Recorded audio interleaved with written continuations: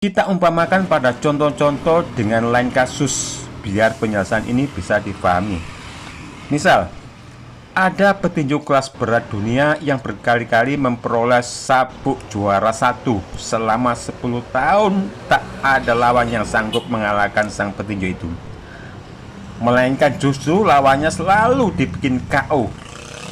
Namun saat masa tuanya, sang petinju mengalami depresi berat karena problem keluarganya hingga menjadikan ia gila.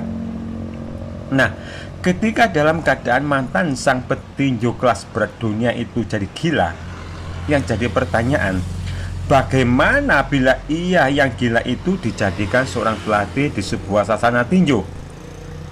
Tentu semua akal yang sehat akan meyakini bahwa yang belajar tinju di sasana itu bukannya akan dilatih oleh sang mantan juara tinju tersebut, akan tetapi justru mereka akan dianggap musuh dan mereka akan dihajar sampai KO, sebagaimana kebiasaan sang juara meng-KO lawannya sebelum ia gila.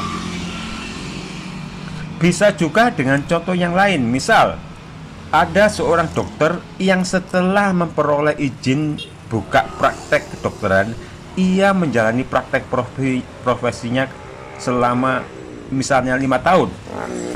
Kemudian setelah 5 tahun menjalani buka praktek, tiba-tiba sang dokter tersebut saat pulang dari kerjaannya, ia mengalami kecelakaan, tabrakan. Ia lalu dibawa ke rumah sakit karena luka-luka yang menimpanya cukup parah. Dan setelah menjalani proses pengobatan yang cukup lama, akhirnya secara fisik sang dokter tersebut bisa disembuhkan.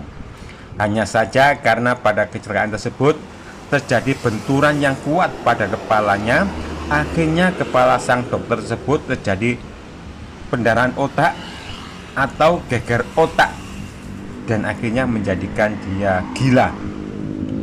Nah, ketika sang dokter tersebut, mantan dokter, menjadi gila permanen, tentu akal yang sehat akan meyakini bahwa nggak mungkin sang dokter yang sudah gila tersebut dipaksa tetap buka praktek. Sebab kalau dipaksa buka praktek dokter, maka pasti ia akan melakukan malpraktek. Bisa jadi pasien yang sakit demam akan dikasih obat racun tikus. Akhirnya bukannya sembuh, malah langsung mati. Nah, begitu jugalah para orang-orang yang secara ilmu medis dinyatakan gila.